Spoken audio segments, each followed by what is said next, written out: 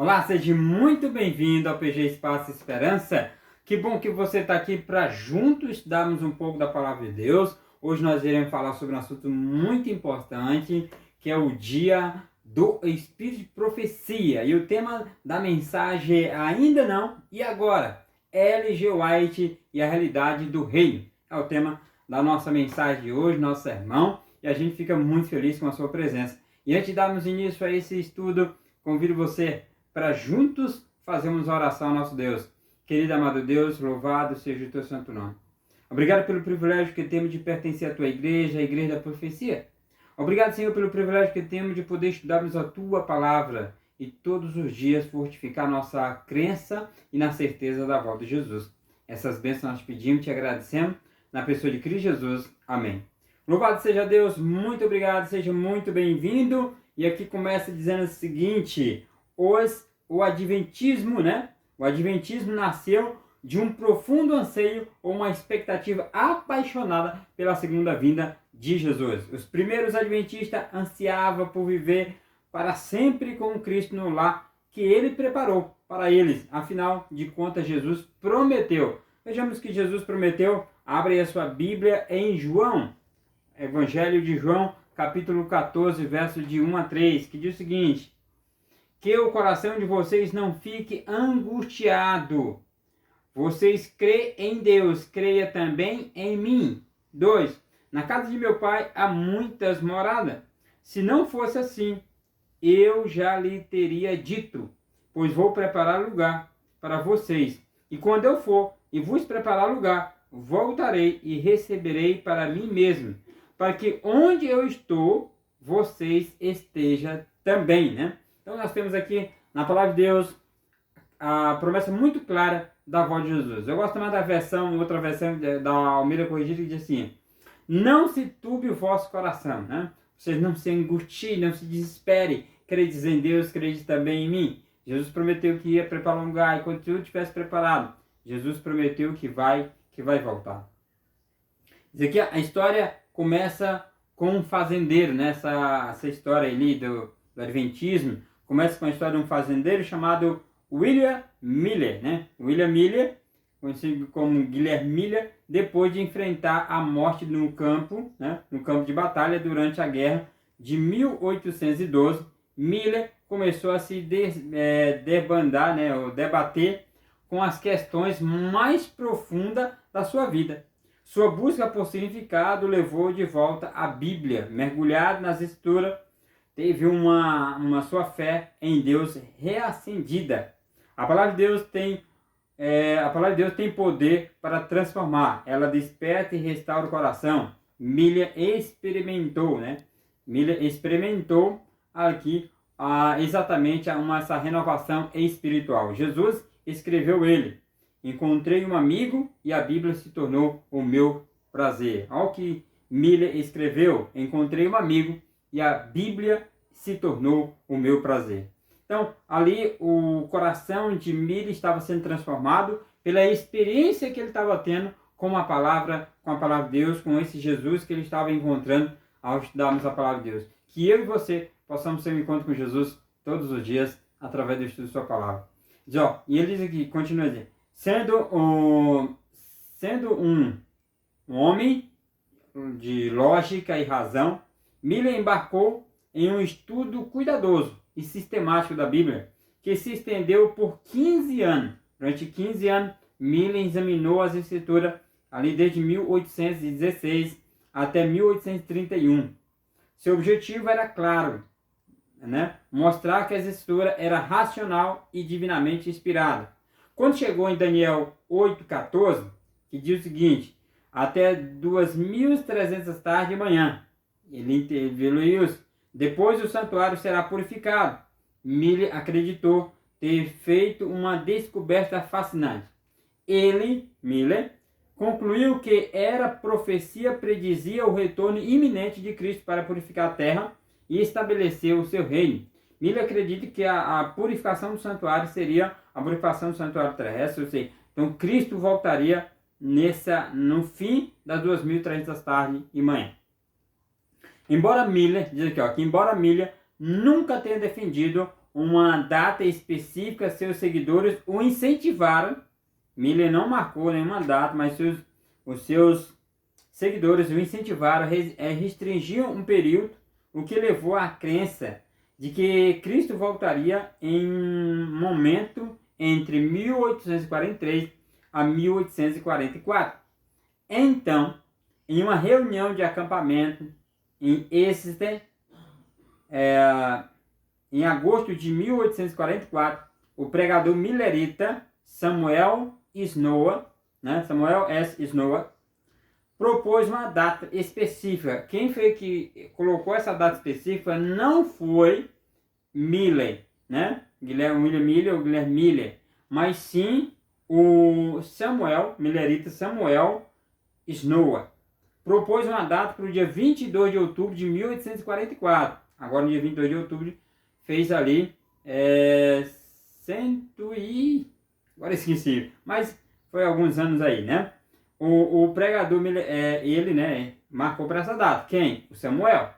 Com base na tipologia do dia da expiação, o entusiasmo se espalhou rapidamente. Jesus viria em apenas alguns meses, né? Quando o Samuel falou isso, ele falou ali, quando foi? Ele falou, aqui não diz a data, né? Mas foi aqui, já bem pertinho ali, já no ano que Jesus voltaria, né? Em um artigo na revista, capturou um eletrizante senso de urgência. Olha o que diz aqui na revista. Pego minha pena com sentimento como nunca experimentei. Sem sombra de dúvida, em minha mente, o 10º dia do 7º mês, testemunhar a revelação do nosso Senhor Jesus Cristo na nuvem do céu. Estamos, portanto, a poucos dias deste evento. Um momento terrível para aqueles que não estão preparados, mas glorioso para aqueles que estão prontos. Sinto que estou fazendo o último apelo que farei pela imprensa, né? George escreveu isso aqui no dia 3 de outubro de 1844. Então, ali em poucos dias, 19 dias depois, Jesus deveria voltar. Veja a alegria, a urgência ali para o retorno de Jesus.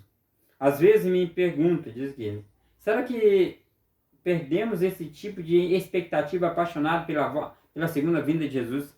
Será que hoje estamos tão acostumados em viver neste mundo que esquecemos de apelarmos ou temos essa paixão, esse entusiasmo para a voz de Jesus?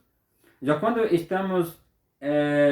estamos entusiasmados com algo, né? Um esporte, um livro, um hobby, isso se espalha sem esforço. Os mesmos acontece com os primeiros crentes do Adventismo, ou do Advento. Até o cauteloso Guilherme Miller escreveu apenas 2 semanas antes do dia 22 de outubro, né? 22 ali, 2 semanas antes ele escreve algo muito interessante. Vou ler agora. Mas o que é interessante notar que as pessoas elas são apaixonadas pelo seu time de futebol. Ela consegue transmitir isso com muita naturalidade. Ela veste a camisa do time de futebol, né? De um corredor de Fórmula 1. Ou seja, as pessoas são muito mais apaixonadas pelo time do coração do que por Jesus. Isso é a triste realidade que vivemos hoje. O que Guilherme Miller escreveu aqui no dia 12 de outubro, 10 dias antes ali do suposto a data que Jesus deveria voltar. Prezado irmão Rime, vejo uma glória no 7º mês que nunca vi antes. Eu estou quase chegando em casa. Glória, glória, glória. Minha alma está tão cheia que não consigo escrever. Minhas dúvidas, medos e escuridão desapareceram. Gritarei quando o Rei dos Reis vier. Amém? Essa era a crença de Guilherme Miller. E aí, então, chegou o dia 22 de outubro de 1844.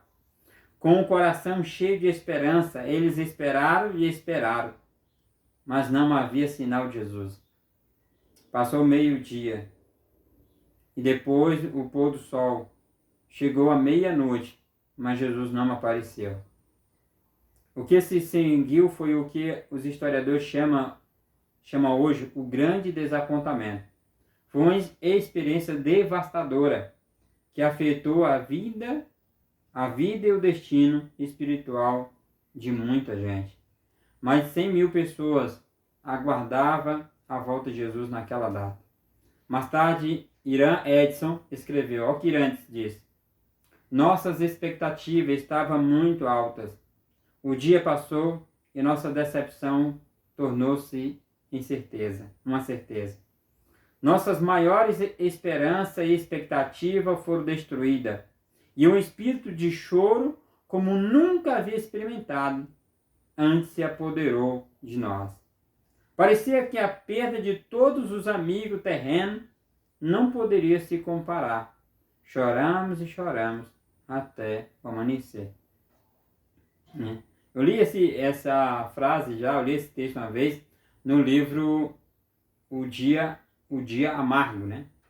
Então, meus amados, a expectativa para a volta de Jesus era muito grande. O autor da mensagem diz: você já sentiu esse tipo de decepção com Deus? Lembro-me de ter sido expulso da escola, né? O autor do livro, o sermão falando, no 9º ano, quando vivia sob o regime comunista na década de 1980, por me recusar a assistir às aulas no sábado. Orei por um milagre e esperava que Deus intervesse, mas ele não interveio. Fiquei com o coração partido e com raiva de Deus. Lendo essa parte aqui do autor da lição, pastor Ted, eu fico lembrando que eu também já fiquei com raiva de Deus quando as coisas não foram como eu pensei. Eu lembro que em 1998, basicamente finalzinho do mês de outubro, início de novembro, a minha irmã, com 10 anos de idade, adoeceu. Eu pedi para que Deus o curasse, e Deus não o curou. Ela faleceu. Naquele dia, eu decidi nunca mais me aproximar de Deus. E vivi uma vida, ali por algum tempo, rebelde contra aquilo que chamava Deus. Tudo que era Deus eu não queria saber. E passei agora a viver conforme eu achava que era correto. Mas graças a Deus, fui resgatado através de um evangelismo feito pela Igreja Adventista. E pude entender que nem tudo que acontece nesse mundo é da vontade de Deus. Deus apenas permite, para que nós sabemos a gravidade que é o pecado. Então não sei se você já se decepcionou com Deus, mas o fato que é Deus, Ele sabe o que é melhor para cada um de nós. Diz aqui, as decepções com Deus são dolorosas. Eu não sei se você, que está me assistindo agora, já teve essa decepção, mas não é boa. E para os mileritas, a dor não foi apenas por causa de um encontro errado, foi por causa de uma confiança abalada. Eles foram profundamente feridos e muitos perderam não apenas a esperança, mas também a fé em Deus. Mas Deus não havia abandonado. Ele nunca nos abandona. Amém? Então, em qualquer momento, Deus sempre está ali ao nosso lado. Isso é apenas 2 meses depois, em dezembro de 1844, Deus deu uma visão a uma jovem chamada Ellie Armon, né? Ela então com 17 anos de idade, e quando Ellie recebe essa mensagem ali, essa visão, mais tarde ela foi conhecida como Ellen G. White porque casou com o Tiago White, né? Lembrando isso. E essa visão encorajou os crentes desanimados e a reacender sua esperança no retorno de Cristo. Mas ela também revelou algo mais profundo. Olha o que ela revelou. Cadê aqui? O reino de Deus não era apenas um evento futuro, era uma experiência presente. Entretanto, o ainda não, quanto o agora, né? Ainda não, quanto o agora. Vamos refletir sobre essas duas dimensões do reino de Deus e seu significado para a nossa jornada espiritual de fé, né? O reino do ainda não. Né? O reino do ainda não mas também o agora. Vamos entender isso de forma mais clara para nós, tá bom? Vamos aqui para o nosso estudo. Diz o seguinte, ó.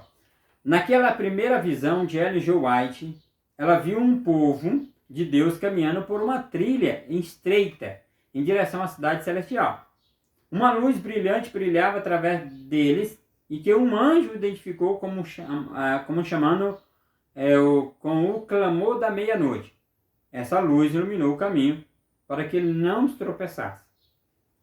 Olha o que diz aqui Ellen G. White no livro Primeiros Escritos, página 14. Ela diz: tinha uma luz brilhante colocada por trás deles no começo do caminho, o qual um anjo lhe disse ser o clamor da meia-noite. Essa luz brilhava em toda a extensão do caminho e proporcionava claridade para os seus pés, para que não tropeçasse. Veja aí, Deus iluminando o caminho do seu povo. O que é o clamor da meia-noite? E por que ele é comparado à luz? O que é o clamor da meia-noite? Porque ele é comparado à luz. Veja aqui, ó. Você se lembra na história de Mateus capítulo 25, a parábola das 10 virgens, né? O noivo se atrasou e todas as virgens o adormeceram, todas. Mas à meia-noite veio o grito, o noivo se aproxima. Saíram ao encontro deles, Mateus 25, verso 6. Né? E esse grito revelado por Deus na visão ainda era uma experiência profética válida, afirmando a doutrina bíblica do breve retorno de Cristo. Deveria ser uma luz para a jornada à frente. Pergunta é, por que uma luz? Né? Porque a maior notícia já acortada, ela marca o fim do pecado, da tristeza e o início do reino de Deus. A segunda a segunda vinda de Cristo será um ápice da história humana, como Jesus escreveu como João, melhor dizendo, escreveu em Apocalipse capítulo 21, verso 4 e 5. Ele enxugará dos olhos toda a lágrima. Não haverá mais morte, nem pranto, nem tristeza, nem choro, nem dor, pois a antiga ordem já ficou para trás. Eis que faço nova todas as coisas. Né? Como Paulo escreveu, olho nenhum viu, ouvido nenhum ouviu, mente nenhuma imaginou o que Deus preparou para aqueles que o amavam. Né? Afirmando repetidamente essa bendita esperança, a incrível realidade futura da segunda vinda de Cristo, ouça as seguintes citações de Ellen G. White. Olha o que Ellen G. White diz aqui no livro O Grande Conflito, página 296. Certo? Diz o seguinte: uma das verdades mais solenes, não obstante mais gloriosa, revelada nas Escrituras Sagradas, é a segunda vinda de Cristo, para completar a grande obra da redenção ao povo de Deus, por tanto tempo peregrinado em jornada, né? Região e sombra da morte, é dada uma esperança preciosa e inspiradora, de alegria na promessa do aparecimento daquele que é a ressurreição da vida, a fim de levar de novo o povo a seus filhos exilados. A doutrina do segundo advento é verdadeiramente a nota tônica das Escrituras Sagradas. Diz aqui, ó, desde o dia em que o primeiro par voltou ao estreitecido passos para fora do Éden, os filhos da fé têm esperado a vinda do prometido, ou seja, a vinda de Jesus. Desde quando a Eva e Adão pecaram e se distanciaram do Éden, o ser humano tende o desejo de voltar para o Éden, e ali todos aguardamos a volta de Jesus. Estamos aguardando com alegria e expectativa a breve vinda de nosso Senhor Jesus nas nuvens do céu. Porventura algum se cansaram agora? Será que eu e você já estamos nos cansados de esperar a volta de Jesus? Não devemos nos cansar. Desistir de nossa fé? Será que estamos desistindo da nossa fé? Perder a confiança? Ficar impaciente? Não. Não pensemos em tal coisa. É só, bem que os filhos de Deus estejam cheios de esperança e coragem. Que eu e você estejamos cheios de esperança e coragem para quanto o retorno de Jesus. Que eu e você possamos aguardar pacientemente a volta de Cristo Jesus ainda em nossos dias, certo? Diz aqui, ó. Deixa eu ver. Continuar aqui, deixa eu ver. Agora, então, o reino de Deus não veio naquele dia de uma forma visível, né? O reino agora, então, do agora. A visão de Ellen White também enfatizou a realidade presente, o tempo em que ela vivia, o tempo nosso. O reino de Deus, por ser um experimentado aqui e agora, ela viu que os viajantes permaneciam seguros. Ou seja, o reino de Cristo começa na minha vida a partir do momento em que eu entrego a minha vida a Ele. E ao se conservarmos o olhar fixo em Jesus, se acharmos preciosos diante dele, guiando-os para a cidade, né? Isto é poderoso. Quando vivemos em um relacionamento com Jesus, começamos a vivenciar seu reino presente. A partir do momento em que eu tenho um encontro com Jesus, eu passo a viver com Jesus, eu passo a experimentar o reino dele agora. Agora e aqui. O reino de Deus está entre vocês, né? Ou seja, o reino de Deus está entre nós, aqueles que buscam servi-lo todos os dias. Olha o que diz Ellen White em uma carta de 1891. Ela diz o seguinte: o céu deve começar aqui na terra. O céu deve começar aqui na terra. Aquele que recebe a Cristo pela fé, mantenha viva a comunhão com Deus. Ele leva consigo a atmosfera do céu, que é a graça de Deus, tesouro que o mundo não pode comprar. Quem deseja ser santo no céu, precisa ser primeiramente santo na terra. Então o reino do céu começa aqui e agora.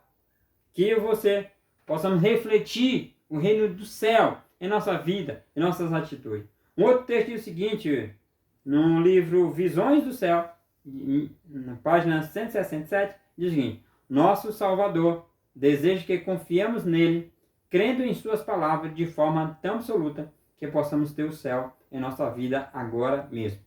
Podemos experimentar o céu com o coração e nosso lar, nessa existência de nossa vida estivesse contida por Cristo em Deus. Escondida por Cristo em Deus. Ou seja, o momento de vivermos essa realidade na nossa vida é aqui e agora.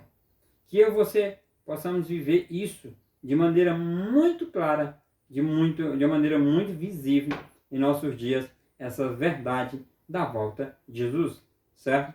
Então Cristo vai voltar, certo? E isso a gente não pode esquecer. A esperança, o reino de Cristo começa em nossa mente e coração, não no futuro, mas começa agora. Então, que eu e você possamos consagrar as nossas vidas a Jesus hoje, né? E entender que o reino dele não vai começar no futuro, mas já começou a partir do momento em que eu tenho esse relacionamento com Deus. Um outro texto no livro Parábola de Jesus, Ellen White diz o seguinte: dois fiéis seguidores de Cristo têm sido companheiro diário, amigo e familiar. Viveram em contrato íntimo, em comunhão constante com Deus. Agora, a glória de Deus resplandeceu sobre eles, refletindo-se nele a luz do conhecimento da glória de Deus na face de Cristo. Então, preparado para a comunhão do céu, pois tem o céu no coração. Aqueles que têm esse contato íntimo com a palavra de Deus, ele tende a refletir o caráter de Cristo através da sua vida, e ele já vive a realidade do céu, da nova terra, já aqui neste mundo. E, se tivermos visto o céu, iremos desejar ter o céu aqui embaixo. Precisamos vivenciar o céu antes de entrar nele. Temos de ter o céu em nossas famílias, aproximando-se de Deus continuamente através de Cristo. Cristo é o grande centro de atração, e o Filho de Deus, escondido em Cristo, se aproxima de Deus e fica encantado com a divindade. Ou seja, o céu é Jesus, e precisamos ter Jesus na nossa vida agora. Precisamos experimentar a realidade do céu agora, que possamos desejar o céu. Melhor diz que poderíamos ter visto o céu, mas infelizmente nós não vimos o céu. Todos aqueles que tiveram encontro com Deus, lembro que Ellen White uma vez teve uma Ellen White, uma vez teve uma experiência, uma visão de um arrebatamento, ao qual ela foi para o céu. E ela não mais queria voltar de lá, embora ela precisasse voltar, como voltou. Mas era algo que ela não queria, ela queria permanecer lá no céu. O céu pode começar aqui na terra, quando convidamos Cristo. O céu é Jesus, e aonde Jesus estiver, o céu será ali, né? Uma música ali do Arauto do Rei, diz exatamente isso. Que eu e você possamos escolher Jesus todos os dias. Conclusão, gostaria de encerrar com uma linda história. Olha essa história aqui, ó. Um jovem que conheço, cresceu na igreja, mas nunca cultivou um relacionamento profundo com Deus. Isso mudou cerca de 2 anos, quando ele teve uma convenção verdadeira. Depois de um encontro aterrorizante com o demônio, ele e uma das poucas pessoas que conheço que literalmente lutou com um espírito maligno. No passado, costumava falar sobre carros velozes, empregos bem remunerados. Ele sonhava com liberdade e conforto, mas tudo mudou depois daquela batalha espiritual. Pouco antes do Natal, falando ao telefone por quase 2 horas, em determinado momento ele riu e disse: Pastor, dá para acreditar? Estamos conversando há 2 horas sobre Deus e L.G. White. Ele estava lendo o livro Desejar de Todas as Nações e ficou profundamente comovido com o que ela havia escrito. Em seguida acrescentou: não me importa o que tenho agora. Tenho dinheiro, tenho uma casa confortável, mas essas coisas não importam mais para mim. Deus é a minha vida. Ao ouvi-lo, percebi que ele já estava vivendo um gostinho do céu, bem aqui, bem agora, enquanto esperava ainda a volta de Jesus. Caro amigo, o que está impedindo você de vivenciar o reino de Jesus agora? O que tem impedido a sua vida? Se você tem algum pecado acariciado, alguma coisa que distancie do reino de Deus, você precisa deixar, abandonar tal coisa. Já caminhemos com Jesus a cada dia, manter nossos olhos fixos nele, pois quando fazemos isso, o céu começa aqui e agora. Enquanto aguardamos ansiosamente seu retorno para nos levar para casa. Como L.G. White diz de forma tão bela. Olha o que L.G. White diz aqui. Deixa eu ver qual foi o livro. O livro Caminho a Cristo, página 69. Ela diz: nosso crescimento na graça, nossa felicidade, nossa utilidade, tudo depende da nossa união com Cristo. E pela comunhão com Ele, todo dia, toda hora, permanecemos nele. Que devemos crescer na graça. Ele não é somente um autor, mas também o consumador da nossa fé. É Cristo primeiro, por último e sempre. Né? Cristo primeiro e por último e sempre. Deve estar conosco, não só no princípio ou ao fim de nossa carreira, mas a cada passo do caminho. Ou seja, que eu e você possamos ter Cristo todos os dias, em todos os momentos da nossa vida. Que eu e você possamos consagrar nossa vida a Deus e temos a certeza de que Jesus vai voltar muito em breve. Deus escolheu L.G. White para nos trazer essas verdades tão importantes para a nossa vida. Que você possa ler o livro Caminho a Cristo, que você possa ler o livro Desejar de Todas as Nações. Eu não sei se você já leu esses livros, se você já leu o livro Caminho a Cristo. Eu li ele já algumas vezes e também já li o livro Desejado de Todas as Nações. Que eu e você, cada dia, possamos consagrar nossa vida a Deus e temos a certeza de que o céu não é apenas um lugar. O céu é uma pessoa. O céu é Jesus.